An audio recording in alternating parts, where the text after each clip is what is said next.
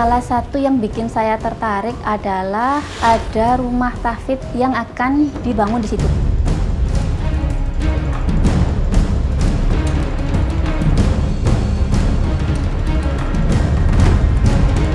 Jadi kantor yang biasa kami datang untuk membayar itu tutup.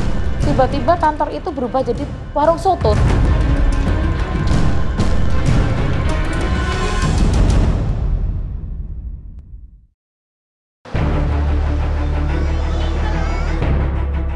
Ratusan orang jadi korban pengembang perumahan di Cianjur, Jawa Barat. Korban terjebak permainan developer nakal berkedok perumahan milik pasukan elit kepolisian. Uang korban raib hingga ratusan juta rupiah. Kasus ini sudah bergulir sejak 2 tahun lalu. Pihak Polres Cianjur enggan memberikan komentar. Di sana itu benar itu meyakinkan sekali gitu. Bahkan di sana itu waktu kita ke sana banyak anggota, kalau nggak salah anggota Brimob deh. Bahkan yang memarkirkan kendaraan saya pun waktu itu orang-orang dari Kos Brimob gitu. Dan lebih meyakinkannya itu ya karena itu yang seat plan-nya itu kan yang depannya itu untuk anggota semua dan yang komersil, dan kita di backup sama orang-orang aparat Brimob. Sebuah lahan kosong seluas hampir 5 hektar di daerah Pacet, Cianjur kini jadi sorotan. Di lokasi ini akan dibangun sebuah perumahan. PT Arta Syukur Indonesia bertindak sebagai pengembang. Developer itu akan membangun perumahan bernama Bayangkara Village. Logo pasukan elit milik kepolisian ikut terpampang di setiap media informasi perumahan itu. Strategi itu membuahkan hasil.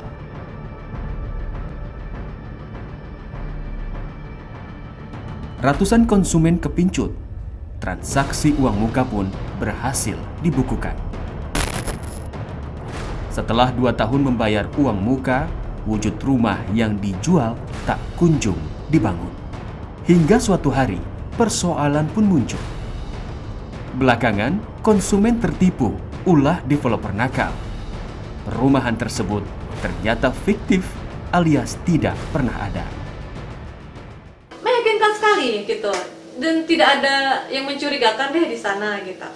Nah kebetulan saya dikasih tahu set plan-nya, dan perumahan itu dibangun khusus untuk orang-orang Bayangkara dan dibuka untuk umum itu sekitaran 30% atau kurang lebih 150 unit.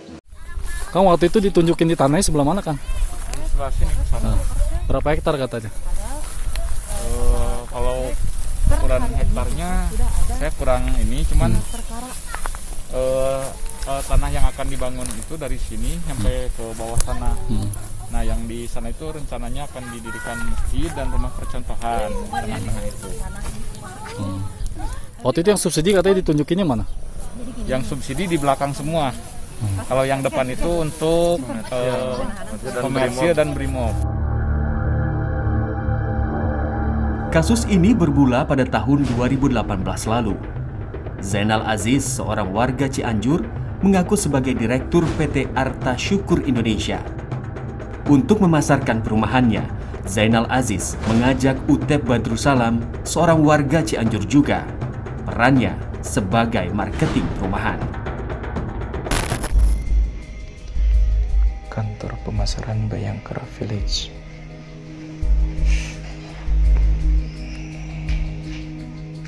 Salah satu calon konsumen sempat merekam saat bertransaksi dengan Utep Badrussalam, sang marketing. Utep bahkan sempat menawarkan beberapa unit rumah lainnya yang belum terjual.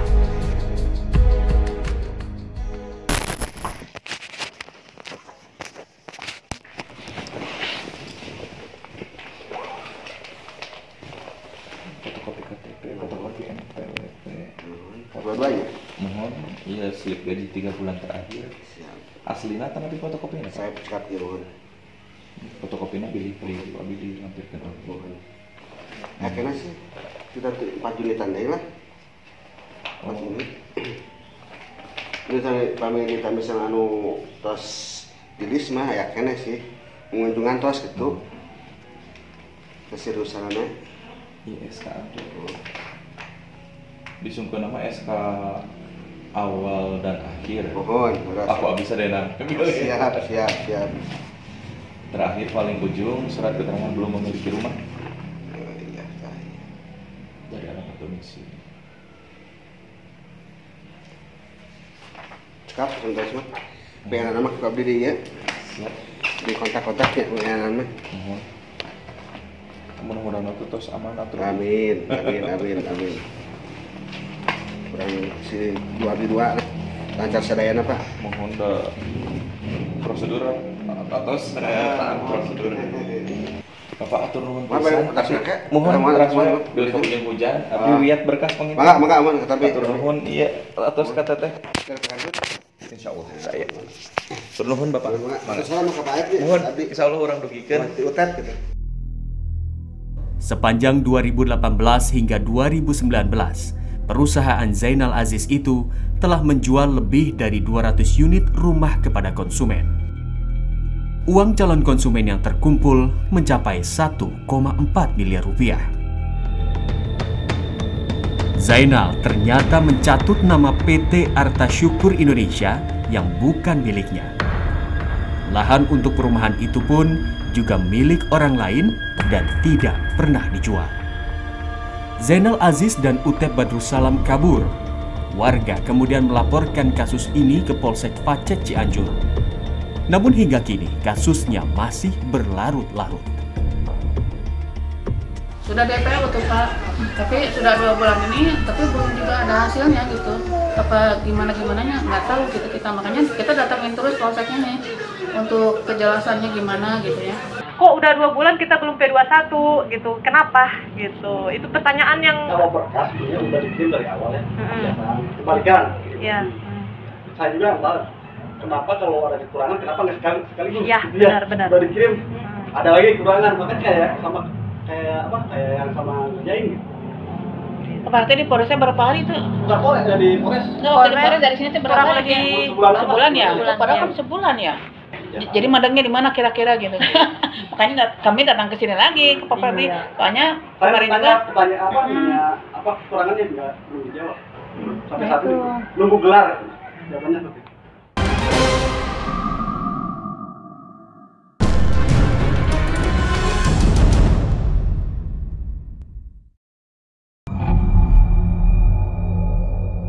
Zainal Aziz dan Utep Badrussalam sepertinya memang tidak benar-benar berniat sebagai developer. Suatu hari Zainal Aziz meminjam nama PT Arta Syukur Indonesia dari Haji Syukur, pemilik asli PT tersebut. Zainal bahkan meminjam uang Haji Syukur sebagai modal usaha. Haji Syukur pun mengabulkan 2 permohonan itu. Belakangan perusahaannya justru berurusan dengan polisi. Proyek perumahan bodong alias fiktif terjadi di bawah bendera perusahaannya. Haji Syukur pun ikut diperiksa polisi. Dulu itu pinjam PT Pak, karena dia mau kontrak dengan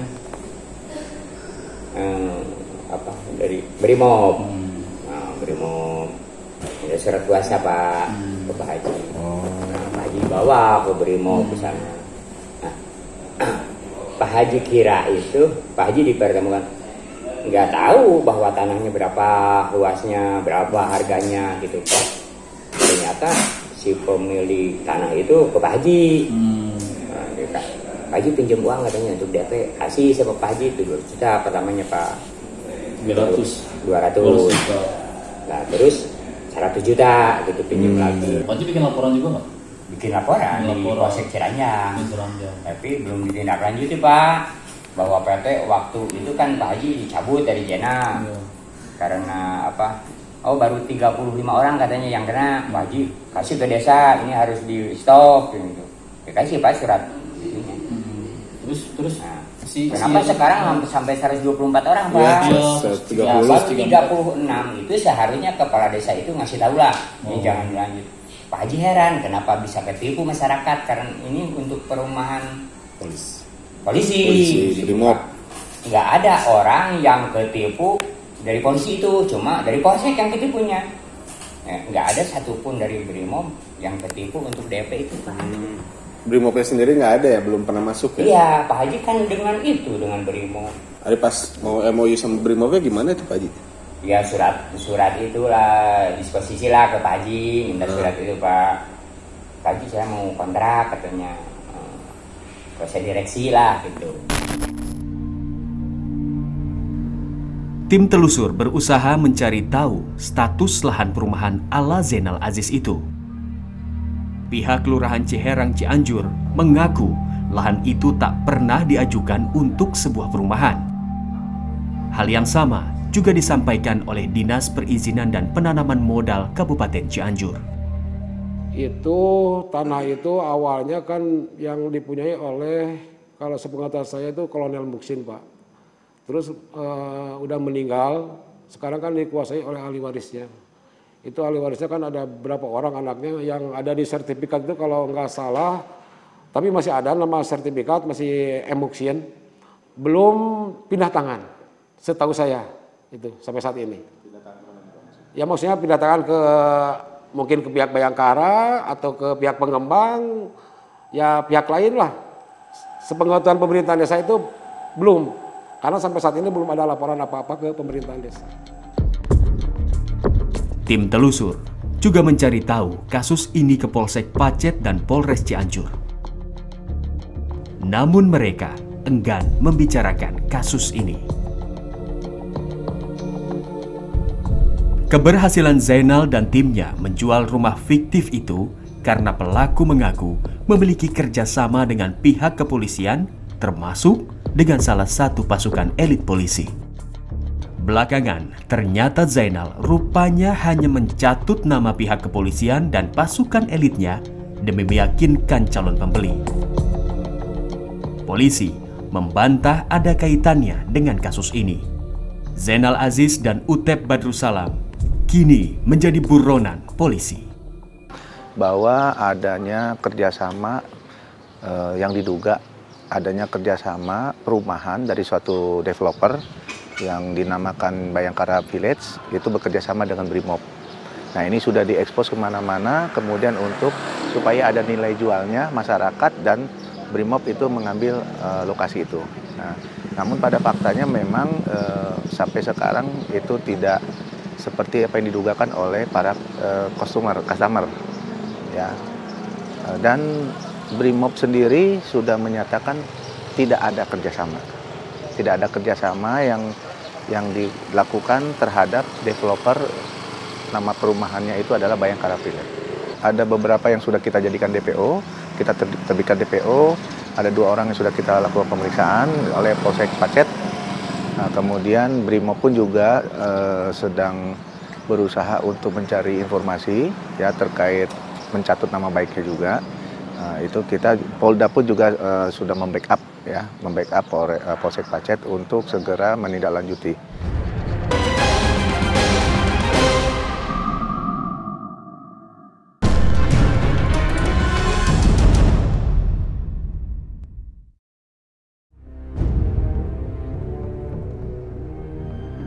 Tipu-tipu developer nakal di Cianjur adalah potret buram bisnis perumahan fiktif di Indonesia.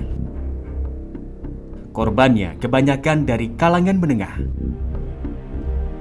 Mimpi punya rumah pun tak pernah jadi nyata. Susah-susah kumpulkan uang hanya jadi korban penipuan.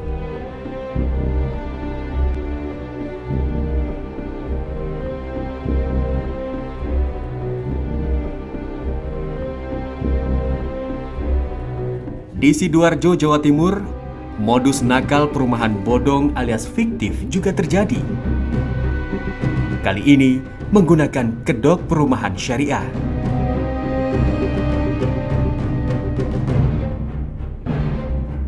Multazam Islamic Residence,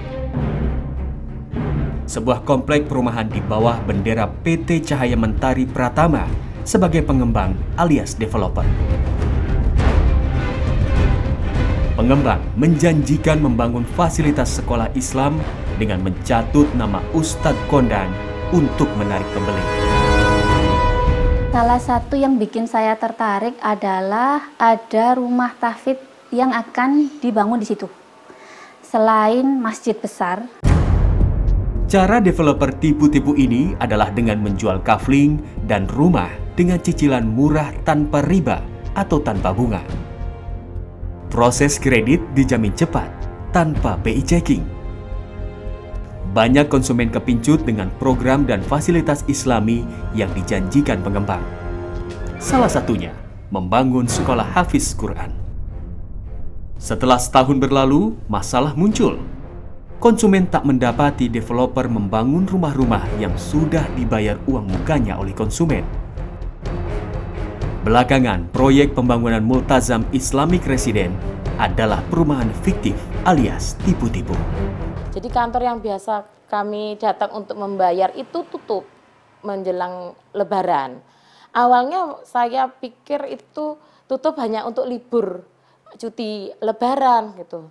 Tetapi setelah seminggu setelah Lebaran selesai, saat semua orang sudah aktivitas, itu kantor tidak dibuka lagi.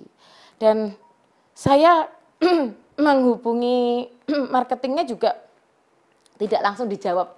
Saya tanya tentang dokumen ini, alasannya bermacam-macam, yang masih belum ketemu notarisnya lah, apa dan sebagainya gitu. Jadi semakin membuat saya dan suami curiga, ini kok ada perubahan apa gitu. Kemudian lama sih, setelah itu tiba-tiba kantor itu berubah jadi warung soto sekarang.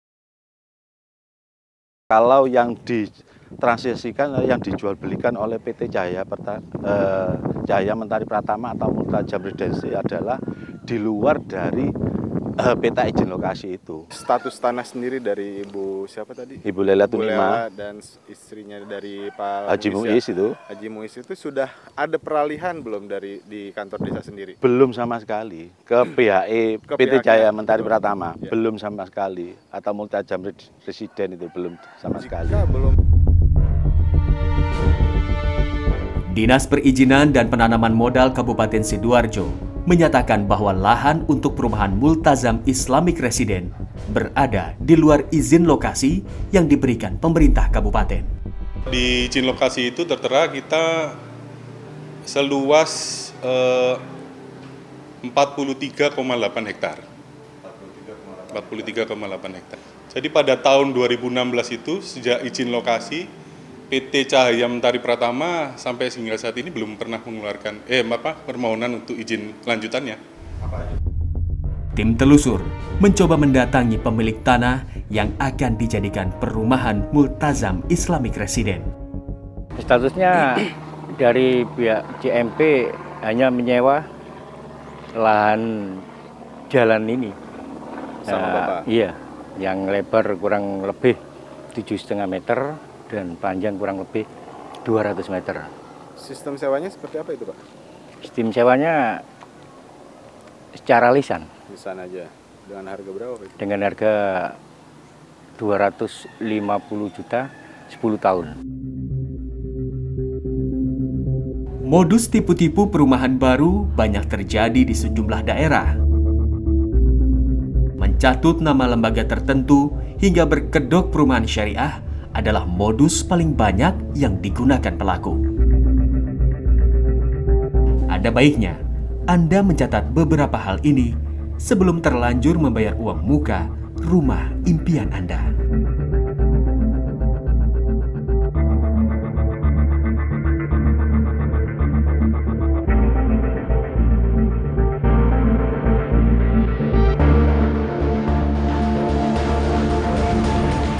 Bulan di Polres coba di sini apa ya? 3 minggu di sini mah.